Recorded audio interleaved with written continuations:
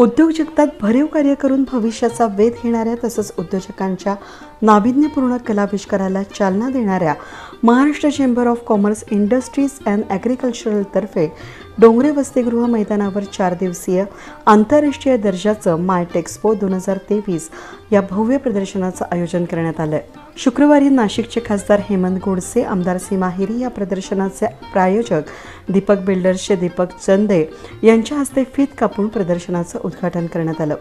कार्यक्रमाची सुरुवात प्रमुख पाहुण्यांच्या हस्ते दीप प्रज्वलन करून करण्यात आली। तसंच भारत मातेचं पूजन देखील उपस्थित मान्यवरांच्या हस्ते करण्यात आलं। यावेळी नाशिक शाखा अध्यक्ष संजय सोनवणे यांनी या प्रदर्शनाबाबत अधिक माहिती दिली। आपल्या व्यापार उद्योजकांना, आपल्या उद्योजक मित्रांना एक व्यासपीठ निर्माण करून आपल्या उत्तर महाराष्ट्राचं जे महत्त्वाचं ठिकाण नाशिक इथे काहीतरी एक्झिबिशनच्या माध्यमातून एक संधी उपलब्ध करून द्यावी आणि आमच्या सर्व टीमनी जेव्हा ललितबाईंपुढे ही संकल्पना मांडली तर ललितबाईंनी आम्हाला त्वरित त्यांना सांगितलं की फक्त नाशिकच का तर आपण सर्व इतरही विभागांमध्ये अशा पद्धतीचं एक्झिबिशनचं आयोजन करू।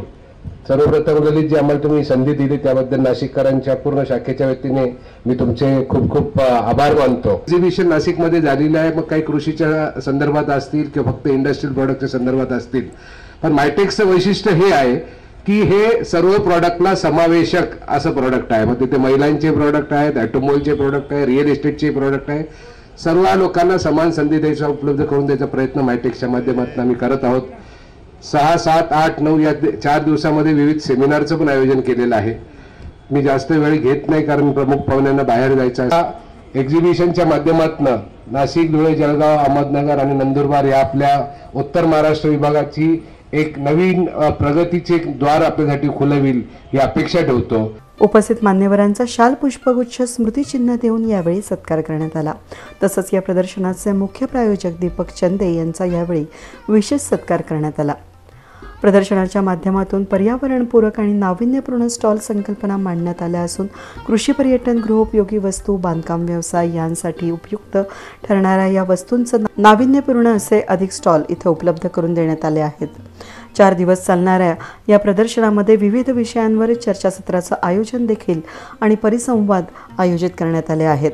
नाशकामध्ये लवकरच IT हब साकारणार असून त्यामुळे रोजगारासाठी तरुणांना अन्यत्र जाण्याची आवश्यकता भासणार नाही, असं चेंबरचे अध्यक्ष ललित गांधी यांनी यावेळी सांगितलं।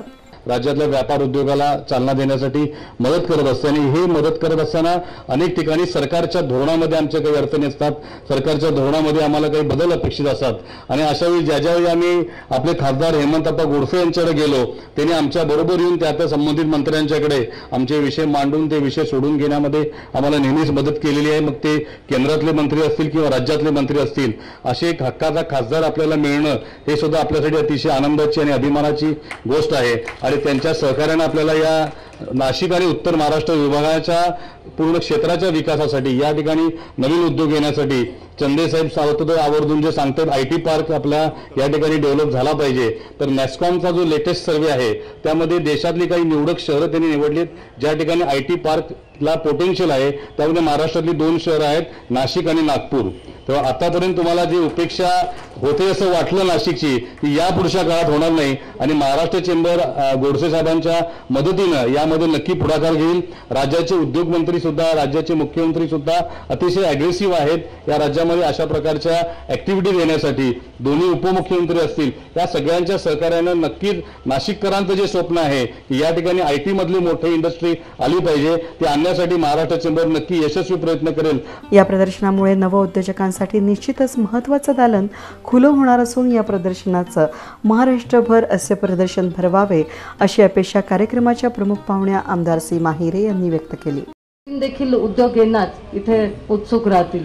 आज इथे 4 दिवसाचं हे प्रदर्शन आयोजित केल्यामुळे जे उद्योजक आहे, नवउद्योजक आहे, मला वाटतं त्यांना देखील एक इथून चांगली प्रेरणा मिळेल। त्याचबरोबर मी असं सांगेल की जे कोणी असतील करणारे त्यांना काही आपल्याला जर गाईडलाईन देता आली, साधारण कर्ज घेणं किंवा त्यांना उद्योग उभारणं करण्यापासून जे मार्गदर्शन आपल्याला करता येईल ते सुद्धा आपल्या माध्यमातून इथे आपण करण्यात यावं। कारण बरेचसे मुलं जे असतात त्यांना खरं तर सुरुवात करायची असते परंतु निश्चित गाईडलाईन मिळत नसतात आणि त्यामुळे आपल्या माध्यमातून एक चांगलं प्रेरणा तिथे मिळेल। आपण गव्हर्नमेंटमधले आपण एक दुवा आहात की उद्योजक असतील, जे लोक असतील काम करणारे, त्यांच्यामधले आणि सरकारमधले आपण दुवा आहात. त्यामुळे आपले जे लोकांचे मागण्या असतील त्या आपण सरकारपर्यंत पोहोचवत असतो. नाशिक जिल्ह्यात IT पार्कचे कमतरता असून त्यासाठी जागा उपलब्ध करावी अशी मागणी यावेळी दीपक बिल्डर्सचे संचालक दीपक चंदे यांनी केली. करेल की या एक्सपोचा जास्तीत जास्त लाभ घ्यावा. मी परवा बोललेलो, परत बोलाल खासदारांसाहेबांसमोर की IT क्षेत्रात नाशिक महाराष्ट्रात फार लांब आहे. तर या 4 दिवसात काही गुड न्यूज देऊन प्रॅक्टिकल IT क्षेत्र यावं अशी मी अपेक्षा व्यक्त करतो खासदार साहेबांना आणि सर्वांना फार फार शुभेच्छा देतो. ललितजींना पण मी फार फार आभार व्यक्त करतो की त्यांनी आम्हाला हे प्रायोजकत्व दिलं आणि त्यांच्या उत्साही टीमला पण मी फार फार शुभेच्छा देतो. आणि आपण सर्वांनी नाशिककरांना परत या एक्सपोचा लाभ घ्यावा ही मी आवाहन करतो. थँक्यू. नाशिक जिल्ह्यात IT पार्क प्रकल्पासाठी 100 एकर तसंच इलेक्ट्रॉनिक क्लस्टरसाठी दिंडोरी तालुक्यातील आक्रळे या ठिकाणी 200 एकर जागेचं आरक्षण लवकरच होणार आहे अशी घोषणा खासदार हेमंत गोडसे यांनी केली आहे.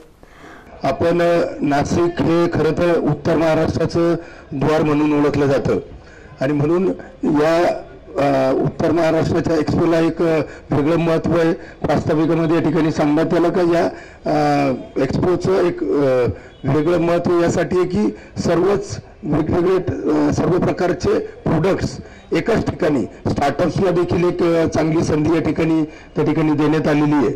आणि म्हणून मला असं वाटतं का या माध्यमातून अनेकांना चांगली संधी येणाऱ्या काळामध्ये उद्योगाच्या याच्यामध्ये त्या ठिकाणी निश्चित मिळेल.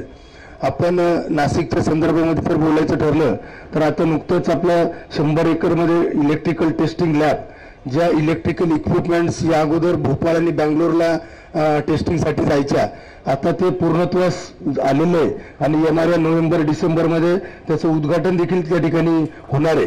आणि निश्चित मला खात्री आहे त्यामुळं इलेक्ट्रिकल कंपनीज आपल्या उत्तर महाराष्ट्रामध्ये नाशिकमध्ये या ठिकाणी येऊन एक इलेक्ट्रिकल हब या ठिकाणी तयार होईल. त्याचबरोबर आपण रेल्वेच्या माध्यमातून व्हील रिपेअर कारखाना, त्याचं देखील काम आता पूर्णत्वास आलं. ते देखील या येत्या नोव्हेंबर-डिसेंबरमध्ये व्हील रिपेअर कारखान्याचं देखील त्या ठिकाणी उद्घाटन होऊन काही प्रमाणामध्ये आपल्या रेल्वेच्या जे वेंडर्स आहेत त्यांना देखील एक चांगली संधी या ठिकाणी उपलब्ध होणार आहे. या ठिकाणी उत्तर महाराष्ट्र या ठिकाणी ओळखलं जातं. परंतु काही 2007 साली ज्यावेळेस दिल्ली मुंबई इंडस्ट्रियल कॉरिडॉर हे डिक्लेअर झालं तर त्यावेळेस फर्स्ट फेजमध्ये जसं पाहायला गेलं तर नाशिकला संधी मिळायला पाहिजे होती, परंतु नाशिकला संधी न मिळता ती संभाजीनगरला त्या ठिकाणी गेली. आणि त्याचं कारण असं दाखवण्यात आलं का नाशिकला पाणी उपलब्ध नाही, परंतु खरं तर पाणी आपण आपल्याकडून तिकडे संभाजीनगरला त्या ठिकाणी जातं. परंतु त्या निश्चित आपल्या सर्वांनाच त्या ठिकाणी खंत आहे की जर फर्स्ट फेजमध्ये जर नाशिक आज डेव्हलप झालं असतं तर जवळजवळ 8 ते 10 हजार एकर जागेमध्ये इंडस्ट्रियल डेव्हलपमेंट त्या ठिकाणी झाली असती. आपण त्यासाठी नवीन नदी जोड प्रकल्प आहे अप्पर वैतरणा कडवा देवलिंग, त्या माध्यमातून जवळजवळ 2.6 TMC पाणी त्या दिल्ली मुंबई इंडस्ट्रियल कॉरिडॉरला कसं उपलब्ध होईल यासाठी प्रयत्न केलेत. आणि आपल्या राज्याचे उद्योग मंत्री आदरणीय उदय सामंत साहेब यांनी देखील कॉमर्स मिनिस्टरला त्या ठिकाणी इंडस्ट्री मिनिस्टर पियुष गोयल साहेब यांना कळवलंय का सेकंड फेजमध्ये जी काही फिजिबिलिटी आहे व्यवहार्यता तपासण्याचं काम नाशिकला दिल्ली मुंबई इंडस्ट्रियल कॉरिडॉर लवकरात लवकर त्या ठिकाणी इम्प्लिमेंट व्हावं यासाठी देखील त्या ठिकाणी प्रयत्न त्या ठिकाणी सुरू आहेत. मला असं वाटतं का निश्चित यामध्ये आज आपण जे काही सर्वच महाराष्ट्र चेंबर्स खास करून सातत्याने प्रयत्न करते, त्यांच्या प्रयत्नांना निश्चित आपल्या उत्तर महाराष्ट्राच्या औद्योगिक विकासाला चांगली चालना या एक्सपोच्या माध्यमातून मिळेल अशाच शुभेच्छा या ठिकाणी देतो आणि थांबतो. धन्यवाद. महाराष्ट्र चेंबर ऑफ कॉमर्सतर्फे आयोजित या प्रदर्शनामुळे उत्तर महाराष्ट्रातील औद्योगिक विकासाला चालना मिळणार असून चेंबरचे मुंबईतच दुसरं प्रदर्शन असून 4 दिवसांच्या या प्रदर्शनामध्ये अनेक देशांचे कॉन्सुलेट जनरल भेटी देणार आहेत. प्रदर्शन बघण्यासाठी येणाऱ्यांसाठी बक्षिसांची लयलूट करण्यात येणार असून 4 दिवसात 11 लाखांची पारितोषिके दर तासाला लकी ड्रॉद्वारे वितरित केली जाणार आहेत. यावेळी व्यासपीठावर खासदार हेमंत गोडसे, आमदार सीमा हिरे, आमदार देवयानी फरांदे, महाराष्ट्र चेंबरचे अध्यक्ष ललित गांधी, वरिष्ठ उपाध्यक्ष अनिल कुमार लोढा, उपाध्यक्ष कांतीलाल चोपडा, नितीन बंग, करुणाकर शेट्टी, शाखा चेअरमन संजय सोनवणे, समन्वयक सचिन शहा, सहसमन्वयक मिलिंद राजपूत, निमाध्यक्ष धनंजय बेळे, माजी अध्यक्ष संतोष मंडलेचा, प्रायोजक दीपक चंदे, उद्योग महासंचालक शैलेश राजपूत, नितीन बंग, माजी अध्यक्ष संतोष मंडलेचा, विश्वस्त विलास शेलोरे, खुशालभाई पोद्दार, आयमा अध्यक्ष निखिल पांचाळ, ट्रान्सपोर्ट असोसिएशनचे अध्यक्ष राजेंद्र फड, कार्यकारिणी सदस्य संदीप भंडारी, ललित नहार, रवी जैन, निलेश चव्हाण, प्रकाश कलंत्री, निलिमा पाटील, दीपाली चांडक, मिथिला कापडनीस, भरत येवला, राजेंद्र कोठावदे, भावेश मानेक, राजेश मालपुरे, अंजू सिंघल, सचिन जाधव, सुनीता फाल्गुने, स्वप्नील जैन, संदीप सोमवंशी यांसह कार्यकारिणी सदस्य, व्यापारी, उद्योजक, नागरिक मोठ्या संख्येने उपस्थित होते. वेद न्यूजसाठी प्रतिनिधी कमलाकर तेवडे, नाशिक.